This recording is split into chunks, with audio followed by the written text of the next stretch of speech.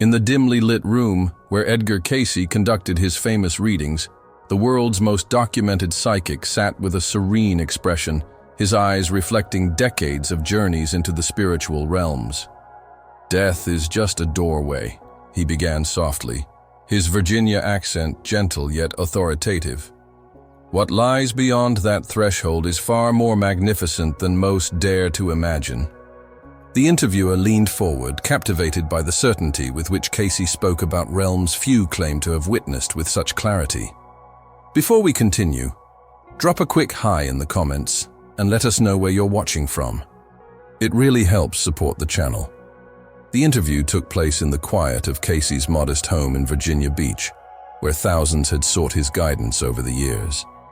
The interviewer, a researcher who had studied Cayce's readings for years, approached the conversation with reverence and curiosity.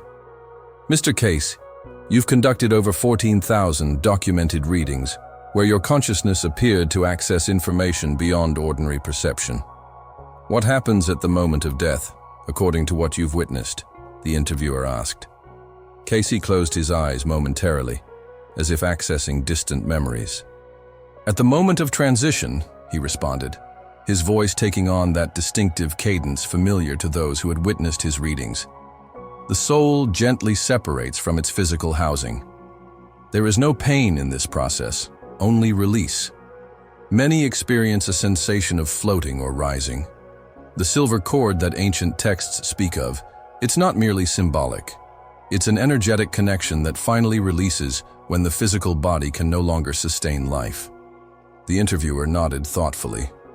"And what do people experience immediately after that separation?" "Most souls," Cayce continued, "experience a period of adjustment. Think of it as awakening from a dream. But the dream was what you called life on earth." He smiled gently. "Many are met by loved ones who have passed before them, parents, children, beloved friends, even animals that were dear to them. These souls serve as guides in the initial transition, helping the newly arrived soul orient to its expanded state of consciousness." "Is there a judgment, as many religions teach?" the interviewer asked, shifting slightly in his chair. Cayce's expression grew contemplative. "Not in the way most envision it. There is an assessment, but we are our own judges. Each soul reviews its life, every action, every thought, every opportunity taken or missed, but experiences these from the perspective of all those affected by their choices. This life review isn't punishment, it's education. The soul feels the joy it brought to others and the pain it caused, not through condemnation but through perfect understanding of the ripple effects of its existence." The interviewer appeared struck by this concept. "That sounds more profound than any external judgment could be." "Indeed," Cayce nodded. "And it's important to understand that this review happens in a context of unconditional love. The universe, or God if you prefer, doesn't condemn. The divine principle is one of growth through experience. Even what we might call mistakes are simply opportunities for the soul to evolve." The room fell silent for a moment before the interviewer continued. "Your readings often referred to the Akashic records. How do these relate to the afterlife experience?" Cayce's eyes lit up at the mention. "The Akashic records are the complete energetic archive of every soul's journey, not just in this life, but across all incarnations. Upon death, the soul gains greater access to these records. Imagine a vast library where every thought, action, and potential of every being is recorded. In the afterlife state, the soul can review not just its most recent life, but begin to perceive the broader patterns across multiple incarnations." "You speak of multiple incarnations," the interviewer noted. "This suggests reincarnation is real." "The soul's journey," Cayce explained, leaning forward slightly, "is far more extensive than a single lifetime. Reincarnation isn't a punishment, but a continuation of learning. The soul chooses to return to physical form to work on specific lessons or to fulfill promises made to other souls. These choices are made in the afterlife state, in consultation with what you might call spiritual advisors, more evolved beings who help guide the soul's progression. The interviewer appeared fascinated. Then the afterlife isn't just a static paradise, it's an active state of continued growth? Precisely, Cayce affirmed. The afterlife consists of multiple spheres or dimensions of consciousness. Souls naturally gravitate to the sphere that matches their vibrational frequency, determined by their spiritual development. Some religious traditions call these heaven, hell, and purgatory, but these are better understood as states of consciousness rather than physical locations. A look of concern crossed the interviewer's face. Does that mean some souls are trapped in negative states after death? Cayce shook his head gently. No soul is ever abandoned or condemned eternally. Even those who find themselves in lower vibrational states, experiencing the natural consequences of their actions through their own remorse, are always offered paths toward growth and healing. The divine plan includes redemption for all souls, without exception. The interviewer paused, taking notes before asking, "You've mentioned that souls can communicate with the living. How does this work?" "The veil between worlds," Cayce responded, his voice lowering slightly as if sharing a sacred truth, "is much thinner than most realize. Souls in the afterlife can and do reach out to their loved ones. These communications often come during dreams when the conscious mind is quieted. They may also manifest as synchronicities, meaningful coincidences that defy explanation. Some souls can even temporarily manifest visual or auditory signs, though this requires considerable energy. Why don't we all experience these communications clearly? The interviewer wondered. Our own expectations and beliefs create barriers, Cayce explained. When we're rigid in our thinking about what's possible, we literally filter out these subtle communications. Children often have more direct experiences because they haven't yet been conditioned to dismiss what doesn't fit conventional understanding. But anyone can become more receptive through meditation, quieting the analytical mind, and simply being open to the possibility. The interviewer nodded thoughtfully. What about the life review you mentioned earlier? Do our actions in this life truly determine our experience after death? Every thought, word, and deed, Cayce confirmed, his expression growing more serious, creates patterns in the energetic field of your soul. These patterns don't determine a punishment or reward so much as they shape your soul's vibrational frequency. Souls naturally gravitate toward others of similar frequency. Those who have cultivated love, compassion, and service experience an afterlife environment that reflects these qualities. Those who have embraced hatred, selfishness, or cruelty create a very different experience for themselves, not as punishment, but as the natural consequence of their chosen vibrational state. That's quite different from the heaven or hell concept many were raised with, the interviewer observed. Yes and no, Cayce replied thoughtfully. The essence of traditional teachings holds truth, but the literal interpretations often miss the deeper spiritual principles at work. Heaven and hell are better understood as states of consciousness that we begin creating while still in physical form. The afterlife simply continues and amplifies what we've already set in motion. The interviewer shifted topics slightly. Many elderly people fear death or worry about unfinished business. What would you say to them? Cayce's expression softened with compassion. Death is not the end of anything essential. It's a transition, a graduation. The relationships that matter continue. The love shared is never lost. As for unfinished business, understand that each soul has completed exactly what it was meant to in each incarnation, even if the conscious mind believes otherwise. The greater part of you, what some call the higher self, orchestrates these experiences perfectly, even when we don't understand the purpose from our limited perspective. And what about those grieving for loved ones who have passed? The interviewer asked. What comfort can your insights offer them? Cayce paused, his expression reflecting deep empathy. Their loved ones continue to exist, more fully and completely than before. The bonds of love create connections that death cannot sever. While the physical presence is missed, and it's natural and appropriate to grieve that loss, the soul connection remains intact. Many who have passed make efforts to communicate their continued existence, especially in the early months after transition. Being receptive to dreams, meaningful coincidences, and even the subtle sense of their presence can bring profound comfort. The interviewer looked down at his notes before asking, "Your readings often suggested that souls continue to grow and evolve after death. What does this development look like?" "In the afterlife state," Cayce explained, "souls continue their education, but without the limitations of physical existence. Learning occurs through direct experience rather than through the filtering mechanisms of the brain.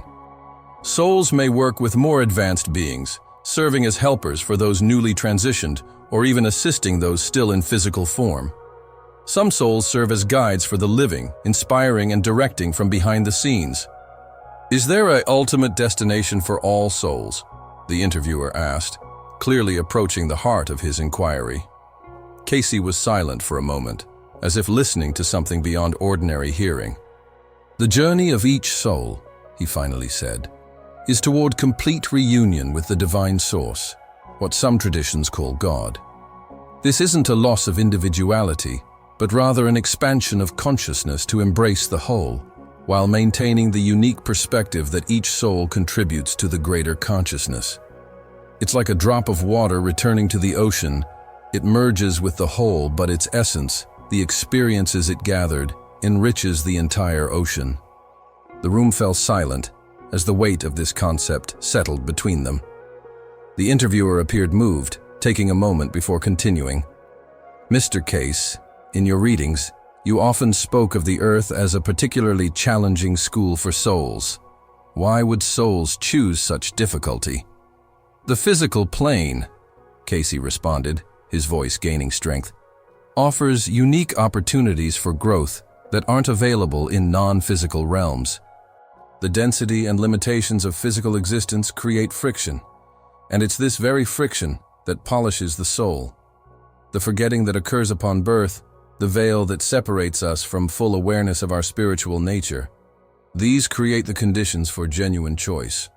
Without these limitations, the soul couldn't exercise its free will in the same way, couldn't make choices that truly test and reveal its character." The interviewer nodded slowly.